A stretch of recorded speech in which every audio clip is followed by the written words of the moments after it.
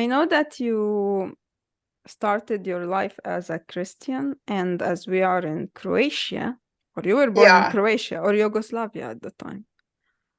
Croatia is part of Yugoslavia, and after the war, it separated. It was communistic country, but I think that a lot of people have had tendency toward Christianity. This is now mostly Christian country.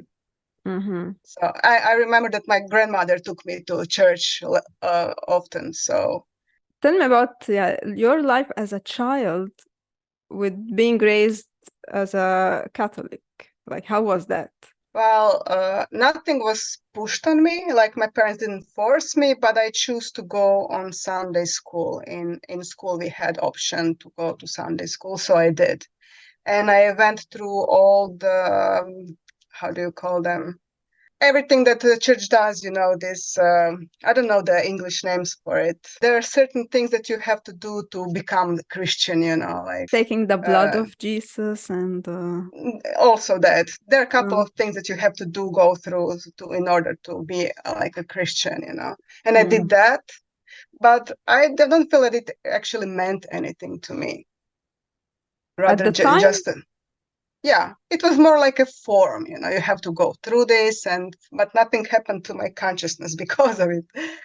like, what were the stories that you heard at the time, being raised as a Christian Catholic, that you believed? Well, I believed in God, and Jesus was, like he was taken to be a God. He's like a God and a son of God at the same time.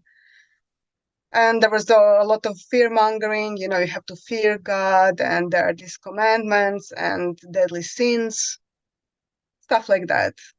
And you believed it. Well, yeah, I kind of feared it, and it was about Jesus dying on a cross. It was a big thing. It was more of a thing than what he was saying, actually, than his teachings.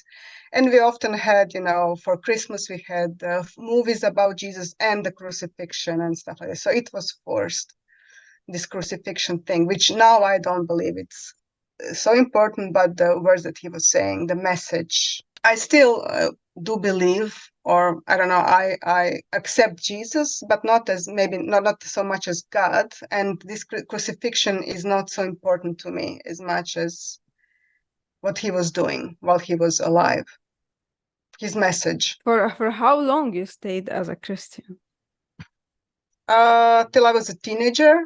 Then I started to ask questions. And as we had a Sunday school in high school also, I started believing in reincarnation. And when this question was raised in the Sunday school, they said, oh, it's like, you're going into another bodies. I said, no, that's not reincarnation.